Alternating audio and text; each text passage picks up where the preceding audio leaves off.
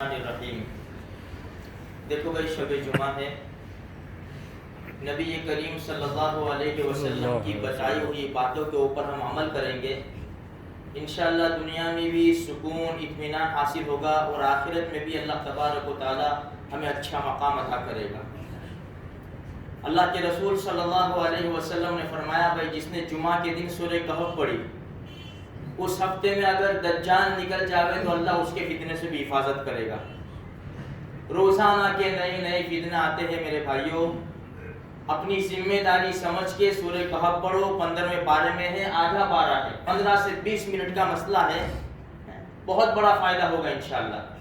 دوسرے نمبر کے اوپر ہے سورہ دخان، 25ویں پارے میں ہے، صرف 3 رکوع ہے، 5 سے 7 منٹ کا مسئلہ ہے۔ نبی کریم صلی اللہ علیہ وسلم نے فرمایا، جس نے جمعہ کے دن سورہ دخان پڑھی، اللہ اس کے لیے جنت میں پہل بنائے گا۔ اور درود شریف تو ہمیں پڑھنا ہی پڑھنا ہے، چلتے پھرتے اٹھتے بیٹھتے، لیکن جمعہ کے دن درود شریف بہت زیادہ پڑھو۔ ایک مرتبہ انسان درود شریف پڑھتا ہے، 10 نیکیاں ملتی ہے، 10 گناہ معاف ہوتے ہیں، 10 درجے بلند ہوتے ہیں، 10 رحمتیں اترتی ہے، بہت زیادہ ثواب ہے اس کا اور بہت زیادہ فائدے ہیں۔ اس لیے میرے بھائیوں، درود شریف کا خاص اہتمام کرو۔ جتنا ہم پڑھیں گے، ہم اللہ کے رسول صلی اللہ علیہ وسلم کے قریب جگہ پائیں گے۔ اور دوسری بات یہ ہے کہ دیکھو، ہم سنتوں کے اوپر عمل کریں۔ ہم بازاروں میں، ہوٹلوں میں، مال میں، گارڈنوں میں، کہیں بھی ہو، ہم پہچانے جانے چاہیے کہ یہ اللہ کے رسول کا امتی ہے۔ آج ہماری زندگیوں سے ہمارے نبی کی پہچان ختم ہو گئی، ہم پہچانے نہیں جاتے کہ کون ہیں، مسلمان ہیں کہ غیر مسلم ہیں۔ ہمارا لباس، ہمارا رہن سہن، ہمارے بال ایسے ہونے چاہیے کہ انسان فوراً پہچان لے کہ یہ محمد رسول اللہ صلی اللہ علیہ وسلم کا امتی ہے۔ اس لیے میرے بھائیوں، پوری کوشش کرو، جتنا ہم اللہ کے رسول کی سنتوں کا اہتمام کریں گے، محبت آئے گی اور باطل طاقتیں دیکھے گی کہ نہیں، ہے مسلمان ابھی زندہ ہے اور دین کے اوپر یہ لوگ عمل کر رہے ہیں۔ وہ کوئی بھی اسلام کے خلاف اور شریعت کے خلاف قدم اٹھاتے ہوئے ان کو ڈر لگے گا کہ نہیں، یہ مسلمان ابھی دینی اعتبار سے زندہ ہے۔ اس لیے ہمیں بہت اہتمام کرنا ہے۔ بھائی کل جمعہ کا دن، جمعہ کے دن اس کو نارمل نہ سمجھے، بہت بڑا دن ہے، تمام دنوں کا سردار ہے۔ جس دن آدم علیہ السلام پیدا ہوئے اور اسی جمعہ کے دن قیامت قائم ہوگی۔ اب جمعہ کی نماز کا بڑا اہتمام کریں میرے بھائیوں۔ ایسا نہیں کہ خطبہ چلتا ہو، خطبہ ہو گیا ہو، پھر آگے ادھر بیٹھے ادھر بیٹھے، 2 رکعت نماز پڑھی کہ پھر بھاگے۔ نہیں، اچھا لباس پہنو۔ اگر اپنے پاس سفید ہو، جھبا لہنگا تو سفید پہنے، ایک شان ہے، یہ اسلام کی شان ہوگی۔ اگر نہیں ہے تو ہماری طاقت کے مطابق 1 یا 2 ہمارے پاس یہ لباس تو ہونے ہی چاہیے، جھبا لہنگا ہو، سفید ہو۔ ہم جمعہ کے دن اور دوسری ایسے جو دینی فنکشن ہے اس میں خاص طور پر ہمیں اہتمام کریں تاکہ ہماری پہچان ہو سکے۔ اور حدیث میں بھی آتا ہے، کتابوں میں بھی لکھا ہے، علماء نے بھی کہا ہے کہ بھائی اسلام کی شان ہونی چاہیے۔ اس لیے جمعہ کا بھی خاص اہتمام کریں میرے بھائیوں۔ ہم جتنا اہتمام کریں گے نا، جتنا دین کے اوپر، شریعت کے اوپر آئیں گے نا، یہ باطل طاقتیں ڈرے گی، ورنہ ان کو کچھ بھی نہیں۔ آج بے باک ہو چکے ہیں یہ۔ آج یہ کیوں؟ اس لیے کہ مسجد خالی ہے، اس کو ویران کرنا ان کے لیے آسان ہے۔ ہم قرآن نہیں جانتے، ہم شریعت نہیں جانتے، ان کو اس کے اوپر حملہ کرنا بہت آسان ہے۔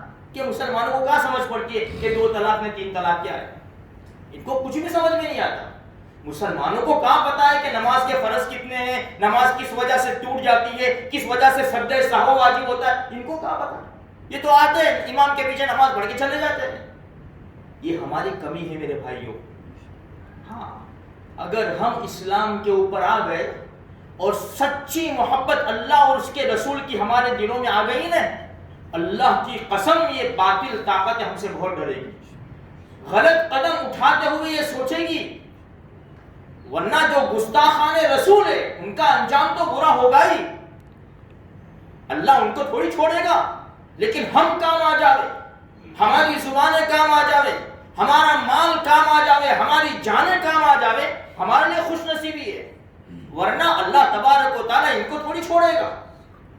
اللہ کے رسول صلی اللہ علیہ وسلم کے زمانے میں بھی خود ہمارے نبی کی بہت گستاخی ہوئی، اللہ پاک نے چن چن کر ان کو مارا ہے، چن چن کر مارا ہے۔ ایک واقعہ سناؤ، ایک واقعہ جو مشہور واقعہ ہے، ابو لہب جو ہمارے نبی کا چچا تھا، جب تبت یدا نازل ہوئی تو ام جمیل اپنے بھائی ابو سفیان کے پاس گئی، بھائی دیکھتا نہیں ہے تو کہ میرے بارے میں محمد کیا کہتا ہے؟ تو کہا کہ میں نمٹ لوں گا، تلوار لے کے باہر نکلا، تھوڑی دیر میں واپس گھر آ گیا۔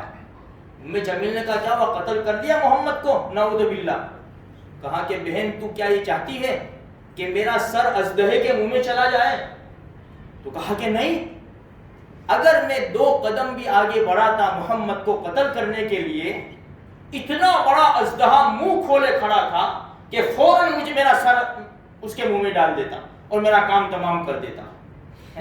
یہ تو اللہ جانوروں سے کام لے لے گا نا، اللہ کی تو بڑی طاقت ہے، لیکن ہم کام آ جاوے۔ ہم کب کام آئیں گے؟ جب ہمارے دلوں کے اندر سچی محبت ہوگی۔ ابو لہب کے یہی 2 بیٹے عتبہ اور عتیبہ، دونوں نے نکاح کیا ہمارے نبی صلی اللہ علیہ وسلم کی بیٹیوں سے۔ عتبہ کا نکاح حضرت رقیہ رضی اللہ تعالی عنہ سے ہوا اور عتیبہ کا نکاح ام کلثوم رضی اللہ تعالی عنہ سے ہوا، لیکن رخصتی نہیں ہوئی تھی، ابھی یہ سسرال نہیں گئی تھی یہ دونوں بیٹیاں۔ کیا تبت یدا نازل ہوئی تو عتبہ نے طلاق دے دی حضرت رقیہ رضی اللہ تعالی عنہ کو، اور عتبہ یہ فتح مکہ کے دن اسلام لے آئے حضرت عتبہ رضی اللہ تعالیٰ عنہ۔ جب عتبہ نے طلاق دی تو عتیبہ آیا، یہ شام کے سفر میں جانے والا تھا، اس نے سوچا کہ چل جانے سے پہلے میں محمد کو ستا کے آؤں، یہ الفاظ بولے نالائق نے۔ یہ آیا عتیبہ ہمارے نبی کی بارگاہ میں، اور اس ملعون نے، بدبخت بد نصیب نے، جہنمی نے ہمارے نبی کے چہرے انور کے اوپر تھوکا، اور کتابوں میں لکھا ہے ہمارے نبی کا گریبان پکڑا اور ہمارے نبی کی بیٹی ام کلثوم رضی اللہ تعالی عنہ کو طلاق دی ہے اس نے۔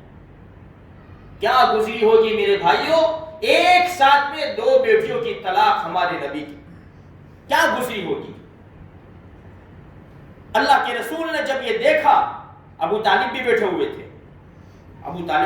تھے، ہمارے نبی نے فرمایا اللہم سلط علیہ کلبا من کلابک، اے اللہ تیرے کتوں میں سے ایک کتا اس کے اوپر مسلط فرما دے۔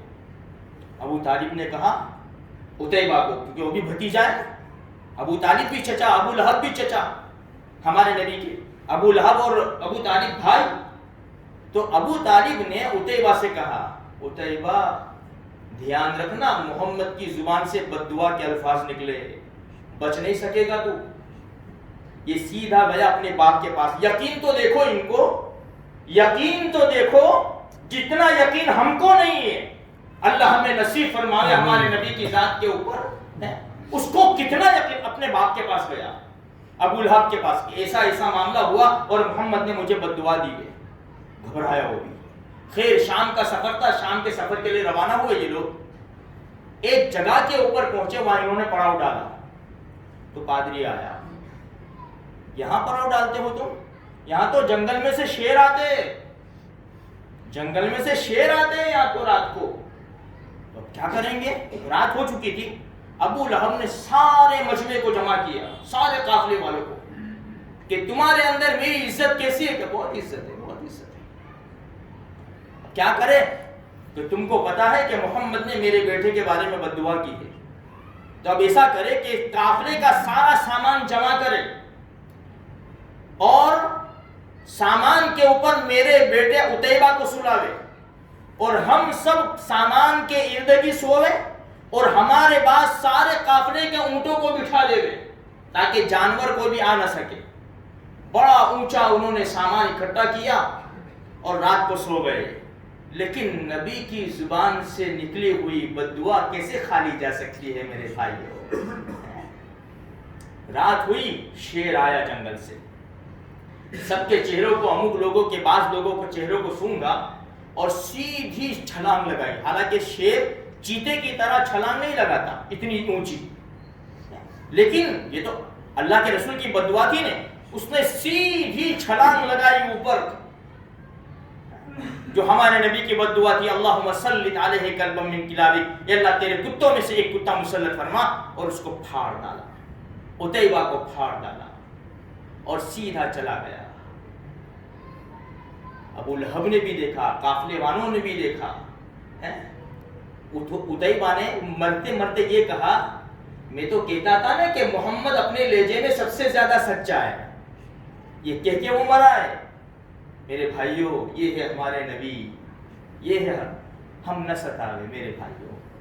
ایک بات اور بتا دوں، مشرکین مکہ نے ستایا، یہودیوں نے ستایا، بہت لوگوں نے آج بھی ستا رہے نالائق لوگ، لیکن ہم تو ہمارے نبی کے لاڈلی امتی ہیں نا، لاڈلی امت ہے۔ اگر ہم نے نمازوں کو چھوڑا، اگر ہم نے ہمارے نبی کے طریقوں کو چھوڑا، تو روایات کے مطابق ہر پیر اور جمعرات کو ہمارے اعمال نامے جاتے ہیں ہمارے نبی کے پاس۔ تو نبی جب ہمارے اعمال نامے دیکھیں گے، پیر سے جمعرات آ گئی میرے امتی نے ایک بھی نماز نہیں پڑھی، پیر سے جمعرات آ گئی میرے امتی نے 100 مرتبہ بھی میرے اوپر درود شریف نہیں پڑھا، پیر سے جمعرات آ گئی میرے اوپر نازل ہونے والا قرآن جو 23 سال میں نازل ہوا، اللہ کے فرشتے جبریل لاتے تھے، ایک مرتبہ بھی نہیں کھولا ہے۔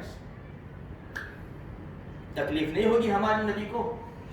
میرے بھائیو تھوڑا سا سوچے، اللہ پاک مجھے بھی، آپ کو بھی اور ساری امت کو صحیح سمجھ عطا فرماوے، اور ہمیں پوری زندگی اللہ کے حکم کے مطابق اور پیارے نبی کے طریقوں کے مطابق گزارنے کی توفیق عطا فرمائے۔